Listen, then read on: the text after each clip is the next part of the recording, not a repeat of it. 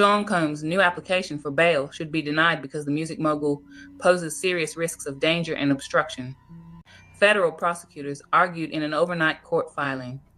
Prosecutors took aim at Combs' activities from behind bars where, they alleged, the defendant has, among other things, orchestrated social media campaigns that are, in his own words, aimed at tainting the jury pool. Good morning, Michael. Sean Combs is now facing nearly 36 civil lawsuits. This latest one's a little different. This morning, a man is suing Sean Diddy Combs for $5 million to compensate him for what he alleges was an armed confrontation. DeWitt Gilmore says he was leaving a New York City club in 1996 when Combs and his associates pulled up in a gold convertible and started taunting him with derogatory language and threats of violence. All right, this is fresh off the press. So Diddy is being accused of harassing witnesses from jail. They're saying that he's making phone calls from behind the jail. He's running like some type of campaigns that to favor him, to actually tamper with witnesses of that nature. So we're gonna go ahead and get into this article put out by ABC. This is recently. This is actually breaking news.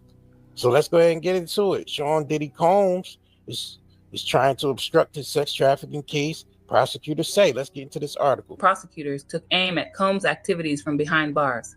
November 16th.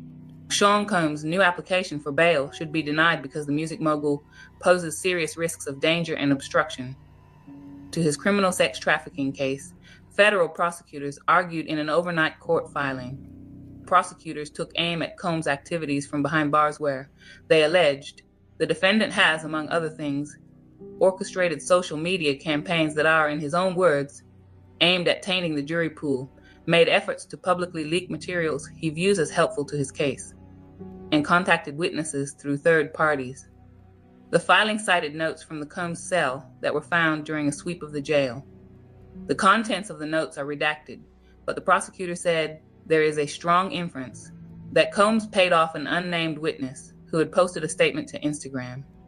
The government filing also accused Combs of using the telephone accounts of at least 8 other inmates at MDC Brooklyn, seemingly to avoid law enforcement monitoring and to make phone calls to people who are not on his approved contact list.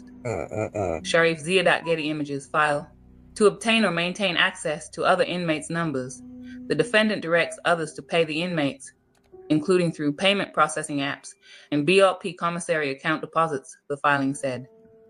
Defense attorneys said new evidence undermines the government's case against Combs, but prosecutors said the defendant offers nothing new and material justifying a third bail hearing and rehashes the same arguments rejected by 2 other judges.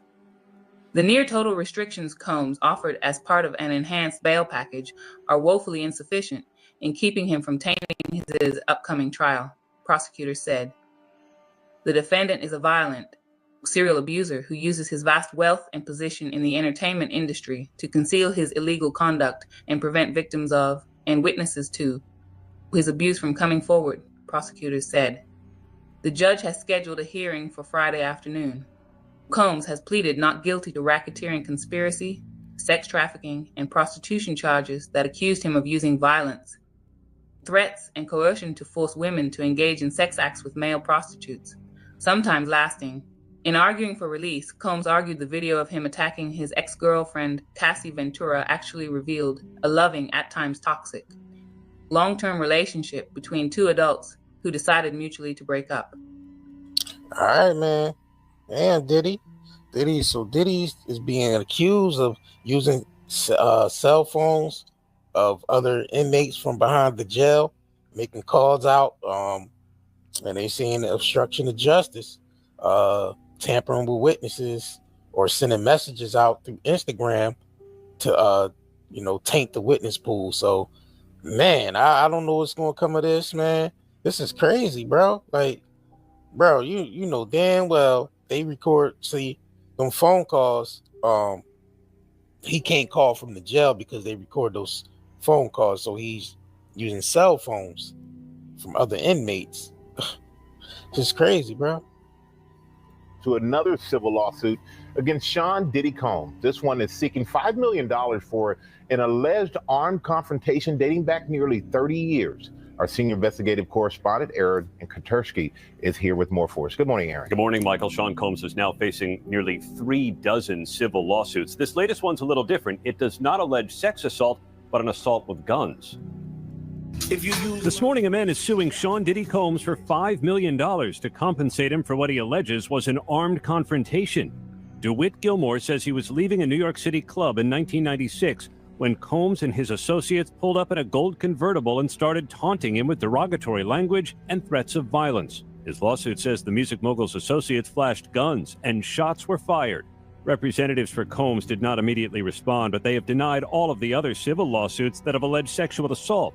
A woman who filed one of those has now revealed her identity after the judge rejected her request to remain anonymous. Candace McCrary was 19 and in college in Brooklyn when she alleges Combs sexually assaulted her after a photo shoot. This decision by this judge may have a chilling effect in that other people who want to go anonymous in their lawsuits against Sean Combs may think twice in terms of filing a lawsuit themselves. More money, more problems. It's just the way it is.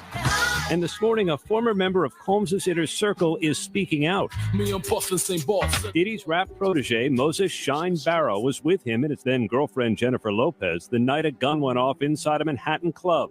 Diddy was acquitted in the case, but Shine was convicted of assault, sentenced to 10 years in prison, and deported to his native Belize. Shine telling Nightline co-anchor Byron Pitts Combs orchestrated for him to take the fall. Someone that was prepared to have me sit in jail for, I was facing 25 years, to totally destroy my career, destroy my life, rob me of my freedom, to be a participant in that.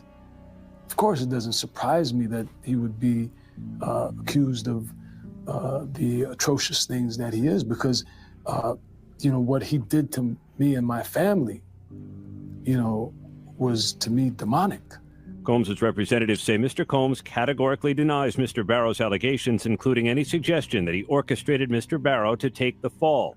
They added he appreciates the path Mr. Barrow has pursued and wishes him continued success. You can hear more of the story in the documentary The Honorable Shine, premiering Monday, November 18th on Hulu. And as for Combs, guys, he is still fighting for release on bail. There's a hearing about that next week. Okay, Aaron. Come on, Sean, man.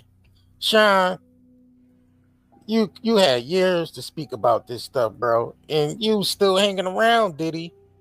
Even when all this stuff, when he was doing all the partying and he invited you over dinner to his house, you was performing with him on stage, and he was hanging around. And come on, Sean, man. Now the boy down on his luck, and you out here speaking like this, man. It be the fakeness for me, man. I just don't be getting it. It'd be the fakeness for me. But yeah, man, this is crazy, man. So yeah, this is what's going on. Diddy's making phone calls, and they say he's taking witnesses, and man, we're going to definitely keep y'all updated on this. Make sure you smash that like button, and also make sure y'all support nightandayherbals.com. Once again, that's nightandayherbals.com.